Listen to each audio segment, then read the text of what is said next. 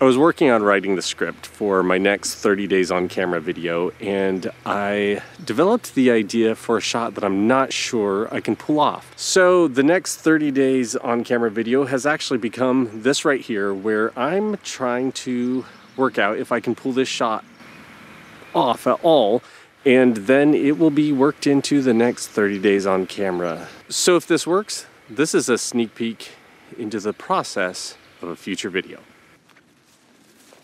So the first step is going to be LiDAR scanning this log right here so I can get it into 3D. The app I'm using is Scaniverse, and I have set it to small object. So I've scanned the log, I got it in 3D space right here.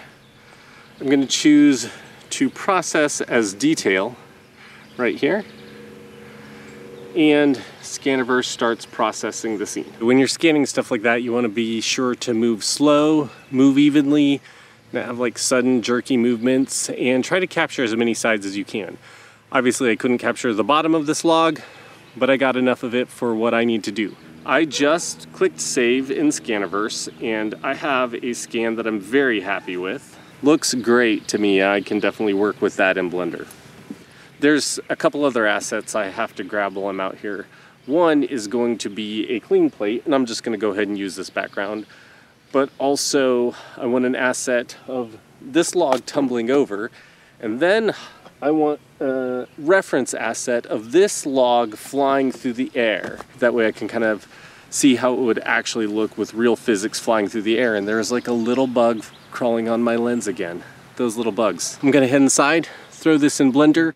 So I didn't actually do things in the order I'm about ready to present, but I figured I would order things in the edit the way I would do things looking at them in hindsight. Here I'm preparing the shot for After Effects. I like to duplicate my effects shots before I send them to AE. I had to clean up the composition that was automatically generated. I decided to just use a frame from the take where I knocked the log over instead of the clean plate that I recorded. So after choosing that frame, I create a duplicate of the layer and set a frame hold on the bottom layer to create my clean plate. Then I get to masking me out of the shot. I chose the frame right before I hit the log and got to work. This mask is set to invert since I drew it around me. I had a mistake in my clean plate, so I had to fix that. But hey, nobody's perfect. Plus, I don't really know what I'm doing. Once the rough mask to take me out is done, I need to fix the area of the log where my garden tool crossed in front of it. I duplicate my top layer, the one without the frame hold, and add a new frame hold right before the garden tool crosses in front of the log. I create a mask just over the portion of the log affected by the garden tool. Since this layer only needs to fix a couple of frames of video, I trim the layer to only be present for those frames. I enable keyframing for position, scale, and rotation, and then start positioning this layer to hide the garden tool on the log. I also enable motion blur for the composition and this layer. This patch of bark is darker than the rest of the log in a couple of frames, so I add a levels adjustment, enable keyframes on that, and set the levels so that they match at key points in the animation. I go back and forth between After Effects and Premiere, fixing small issues with any of the masks and keyframe animations. Now that the shot is cleaned up, I choose frames and sections of the video that I want to use for the next step of the process. I saved a still frame of the log sitting on the bench and a video file of me throwing the log through the air. I'll pull these into Blender for reference. Now for the fun part.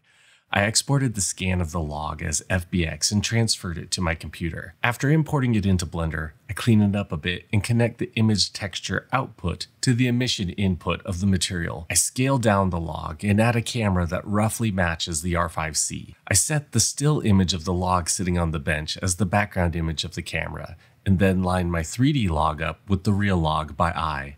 For this simple effect, I figured I could get away with it. I duplicate the model of the log, and now we're going to make wood fly. Except I realized I exported the reference video wrong, so I had to go back into Premiere to export the section I wanted to use. I create keyframes to make my duplicate log roughly follow the trajectory of the video log. I'm skipping many frames and only adding keyframes where I think they will do the most work to replicate the path. Because the log I threw was too high, I select all the keyframes on the Z-axis and move them down until my flying log looks like it intersects the stationary log. I also think it could look more realistic if the flying log is deflected by the log it knocks over. So I select all the keyframes on the Y-axis after the impact and move them to imitate the log being deflected back toward the camera. I disable anything in the scene I don't want to render and set up the render. I import all the rendered frames into After Effects as a PNG sequence, being sure to make sure their frame rate matches my project. I add them to my comp, lining up the frame where the air log hits with the frame where the bench log starts to tip. I also use a levels effect and saturation effect to tweak the rendered frames to help them look like they belong in the scene. I found some places on my original mask that didn't line up, so I set about to fix those problems and then said the heck with it and just cropped the shot to take those problems out. And this is what the shot looks like when I'm done. Doing this process, I was able to figure out what shots I will need for my next video project. All of this nonsense is probably totally overkill, but it will make sense on day 23, which I guess I should get back to writing. See you later. I was working on writing the script to my next 30 days on camera video, and I came across a shot idea that this is not in focus at all. Wow.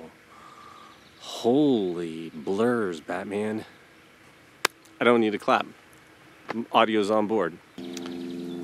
So there's an airplane flying over, and I'm not sure how that is with the MKE 400, which I'm using for all of my dialogue for the first time. There's a spider crawling on my lens. Oh, gross. Hey, it's in focus right now. First time using the MKE 400 like this, where it is the only mic. I've worked it in a couple shots before, but this is the first time where it's the dedicated mic.